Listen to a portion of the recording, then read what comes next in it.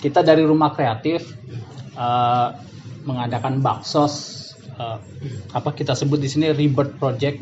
Sebelumnya kita pernah mengadakan pelatihan pengembangan diri, gitu ya. Jadi ini adalah bukti bakti sosial Rumah Kreatif kepada warga.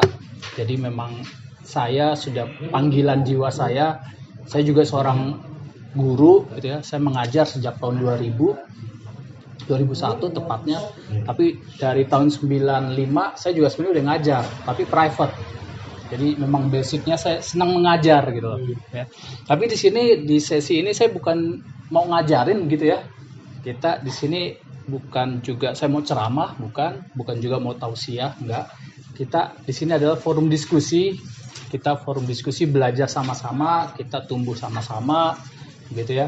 Jadi itu yang perlu kita sepakati dulu ya. Jadi di sini setiap orang di sini adalah murid yang sedang belajar, gitu ya.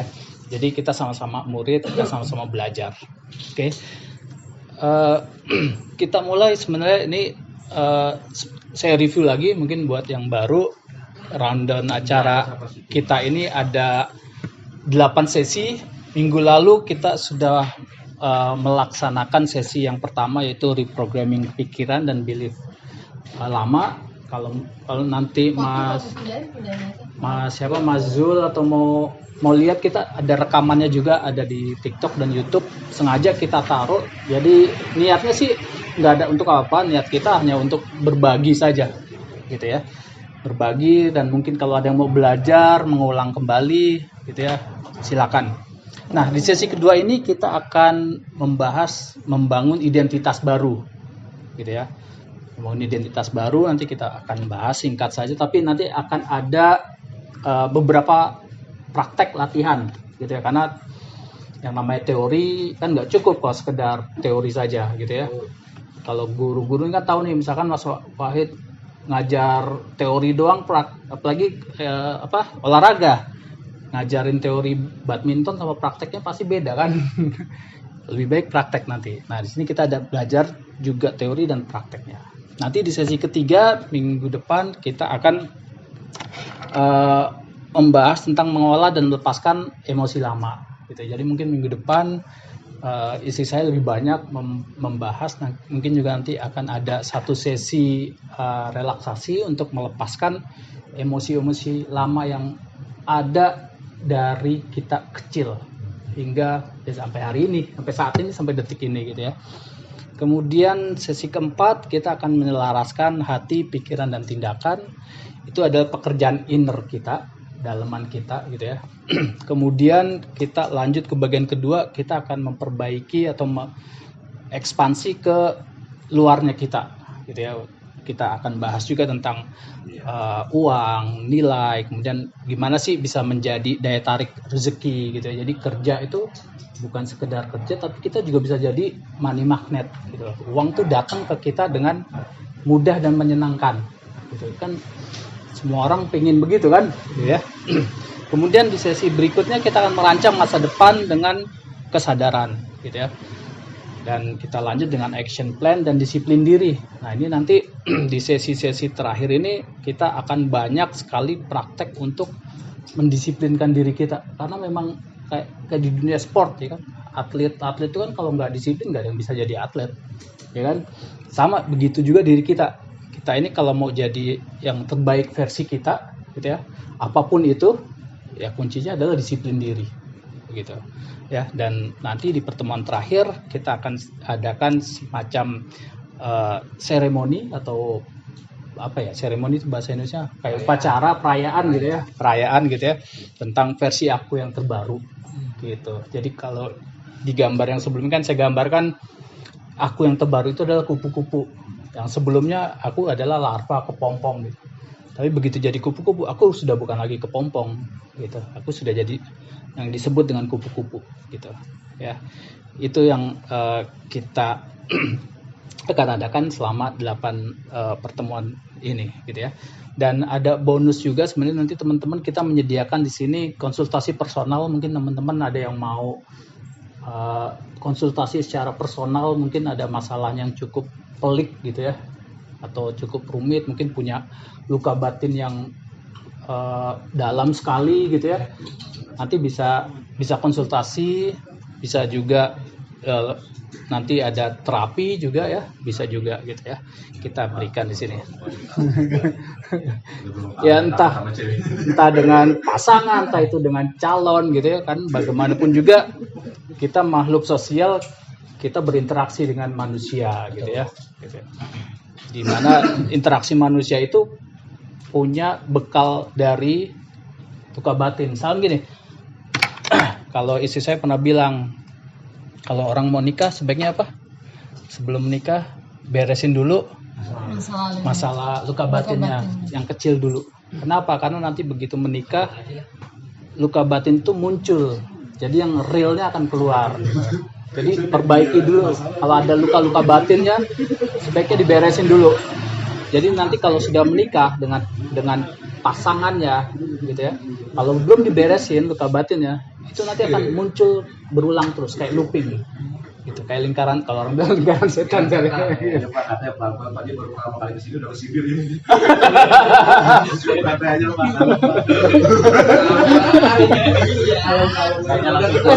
Nggak apa-apa kalau dia pulang. Jam 10 dia pulang.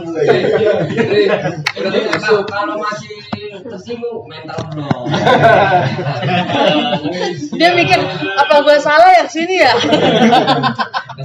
Kita di sini bukan maksud hati untuk menyindir atau apa. Kalau menyindir berarti kan memang ya ada sesuatu di dalamnya kan gitu. Berarti tepat. Tepat untuk disindir ya.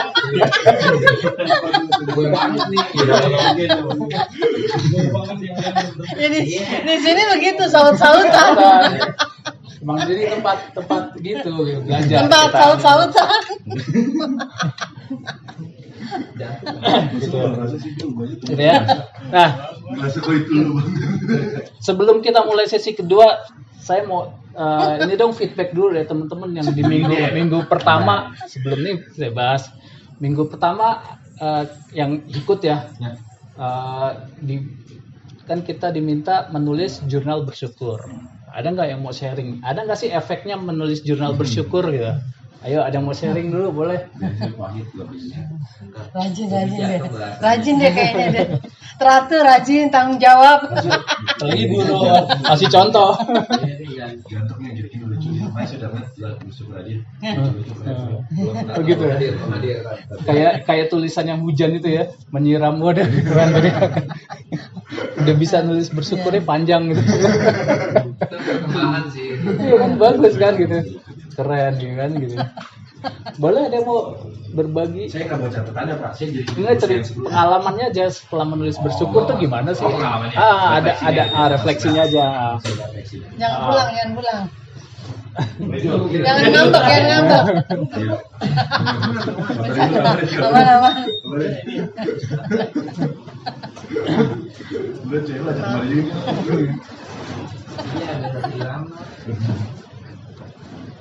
Saya mungkin kalau saya pribadi refleksi gitu ya. Kan mungkin dari dulu saya udah, tapi mungkin bentuknya beda, enggak implisit kalau saya nulis apa aja yang saya syukuri hari ini. Tapi mungkin saya kemana-mana dulu gitu kalau saya nulis itu biasanya. Tapi dengan cara seperti itu ya, menuangkan apa-apa hal-hal yang saya yang saya syukuri, yang buat saya bahagia itu di hari ini. Seakan-akan hal-hal yang lain gitu yang ngebuat saya nggak seneng itu udah singkirin gitu ya. Saya nggak peduli sama itu juga. Nggak peduli. Ya saya nggak peduli. Jadi energinya nggak ke situ juga ya. Betul. Terus saya malah kayak bermuara kayak pikiran saya bermuara kayak gini. Oh ternyata ketika saya menulis hal-hal yang saya syukurin itu sebenarnya ada hal-hal lain juga yang buat saya kesel gitu. Nah tapi pikiran saya lebih memilih melihat hal-hal yang saya syukurin. Ya hal-hal yang saya syukuri. Nah ini kan berarti sebenarnya ketika saya lagi kesal, saya lagi iri dengan orang lain, itu sebenarnya saya bukan lagi bersaing dengan dia atau saya lagi bertarung sama dia, tapi sebenarnya saya lagi bertengkar sama pikiran saya sendiri untuk memilih siapa yang mana gitu. Yang dilatihkan itu. Ya, sehingga kata saya ya sebagaimana yang kita paham bahwa perasaan kan dia menerima apa saja gitu yang datang dari pikiran kan gitu. Makanya sebenarnya mungkin materi kita dari awal sampai sekarang mungkin sampai project Rebirth ini selesai, orientasinya itu kan kepada emosi kita, tapi lewat merubah mindset kan gitu kira-kira. Ya kurang lebih kayak gitu. Kesadarannya jadi lebih kan. Iya. Lebih aware. Oke, keren Nanduri. Terima kasih. Yang lain Mas Danang mau cerita? Kalau mau nggak apa-apa, kalau enggak juga nggak apa-apa. Kalau mau nggak apa-apa, nggak ada paksaan. Di sini nggak ada paksaan ya. Gitu. Dalam agama aja juga nggak ada paksaan kan? Iya, nggak ada. Kemarin sih saya seringnya ke orang tua.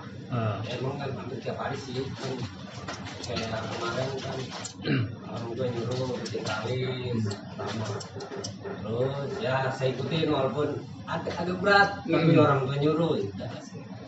Yang kedua yang ini anak sakit pagi-pagi ya saya syukurin, dia minta berobat syukurin dulu.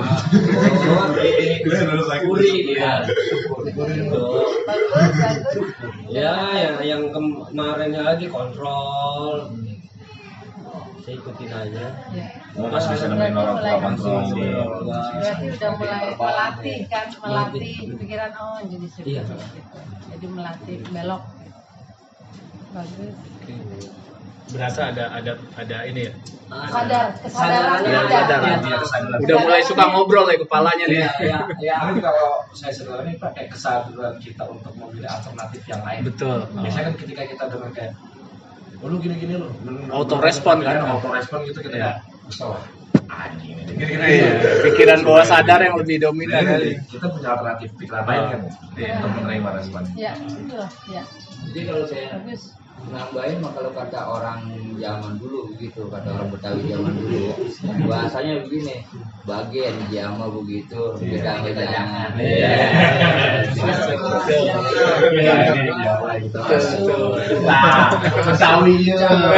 Betawi ya. Nah, saya ikut coba.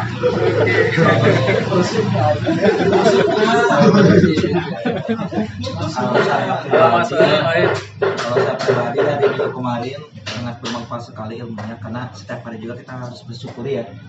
Tapi setelah saya setiap tidur menulis rasa bersyukur, justru software saya tuh kalau mau ke sekolah nih malah ngelihat kayak ada orang yang lagi dalam gerobak dagang sapu, kayak mungkin saya udah bersyukur bisa naik motor kayak gitu.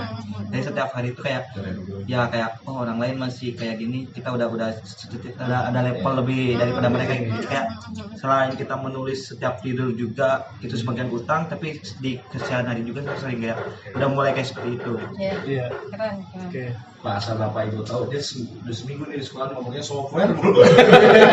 Software baru ini Pak. Baru update. Jangan digerusin. Dan saya juga kalau di sekolah sering minta review panjang. Gimana nih Pandri perkembangan saya gitu. Karena gimana Pandri perkembangan saya udah bagus kamu sekarang lah ini. Ya. Bahasanya udah beda kan software gitu. Iya. Bacanya juga udah upgrade software baru aku biarin aja. Jadi sampai ngomongin Yang bagus serangnya enggak. Makanya tadi upgrade lagi. Iya. Sama software nanti RAM-nya, nanti SSD-nya. Software. Mas Wahid. betul sama. Udah mulai pede sekarang. Ada lagi yang mau sharing? Ibeng, Mas Dani? Software baru nih. Belum ada.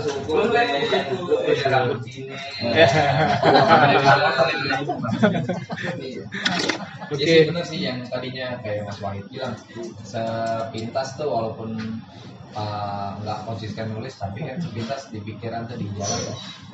Dari yang tadinya, itu orang mobilnya bagus banget ya, kita jadi yang wah ternyata kita jadi nunduk ke bawah gitu, jadi kita bukan ngeliat ke atas lagi tapi nunduk ke bawah gitu. Jadi yang harus dilakukan tuh ternyata kita nggak boleh iri dengan nikmat orang lain, karena dia juga mendapatkannya pun mungkin dengan cara yang lebih kerja keras dari kita, dengan usaha yang lebih gini gitu sih. Iya. Iya betul. Jadi memang di sini kita sensitivitas kita akhirnya lebih peka gitu ya. Jadi semuanya nanti kembali kan memang ke ngelihat ke diri kita sendiri, bukan lagi ngelihat orang lagi, tapi lihat ke diri kita.